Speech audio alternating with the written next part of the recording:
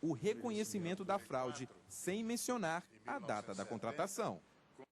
Barulho, vazamentos, animais, vagas na garagem. Esses são alguns problemas enfrentados pelas famílias que vivem em condomínios residenciais. As reclamações muitas vezes geram conflitos que podem terminar em tragédia.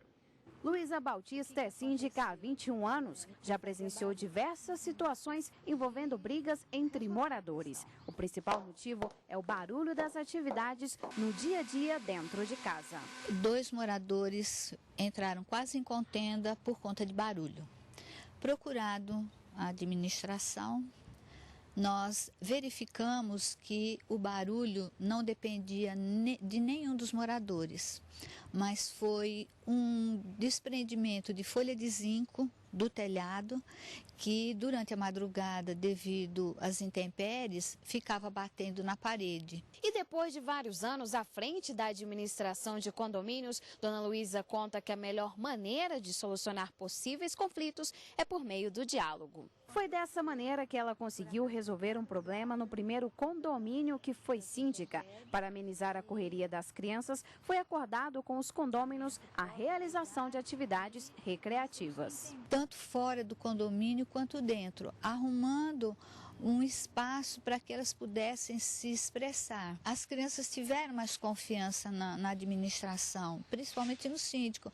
Então, quando haviam esses conflitos, conversávamos com as crianças e se resolvia.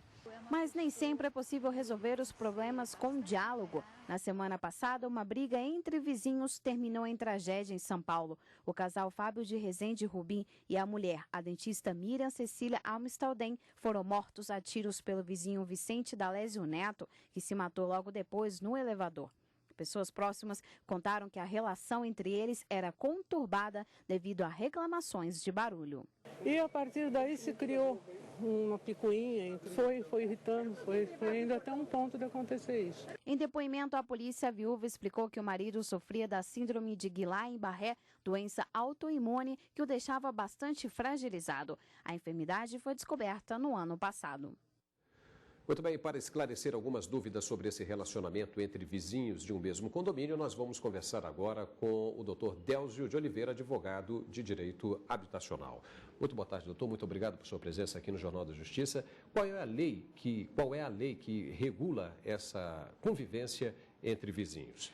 Nós temos efetivamente a Lei 4.591 de 64, que estabelece sobre as relações condominiais. Mas o Código Civil também estabelece, a partir do artigo 1332 do Código Civil, estabelece quais são as regras para viver em condomínio.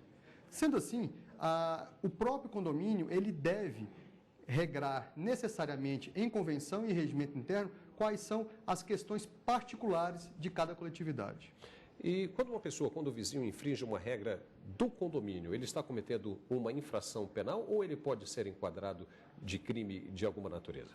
Na verdade, quando um condômino ele cria alguma situação, seja por barulho, seja por incômodo, ele pode estar sendo responsabilizado de 3 formas. Uma administrativamente, que é o previsto na Convenção e no regimento interno. A outra, criminalmente, porque, por exemplo, o artigo 42 da Lei de Contravenções Penais estabelece que criar problemas, transtornos ao trabalho, ao descanso, ao sossego, é uma contravenção penal. E a terceira é o próprio Código Civil, que estabelece as obrigações de não fazer ou de fazer algo, ou inclusive de responder por danos morais por aquilo que foi feito. Doutor, agora nesse caso que ocorreu em São Paulo, que nós vamos ver imagens novamente daqui a pouquinho, o que deveria ser feito, por exemplo, para evitar problemas dessa natureza? Não seria melhor o vizinho fazer uma reclamação ao síndico ou recorrer à polícia primeiro? Na verdade, o que a gente sempre informa é que toda vez que tiver um problema entre condôminos, o síndico deve ser informado. Porque o síndico é o mediador dos conflitos. Ele foi eleito para gerir o bem comum. Sendo assim, toda reclamação, todo problema não deve ser abordado diretamente entre os condôminos. Informe ao seu síndico, informe à sua administradora, para que eles efetivamente tomem as providências necessárias. Porém, se a questão não for resolvida administrativamente, pode sim o condômino se sentir atingido no seu direito, procurar a justiça, tanto civil quanto criminal. E aí sim, o Poder Judiciário tem ferramentas necessárias para estancar e coibir qualquer ato ilícito. Doutor Délcio de Oliveira, muitíssimo obrigado por seus esclarecimentos aqui no Jornal da Justiça. De nada, estão sendo as ordens.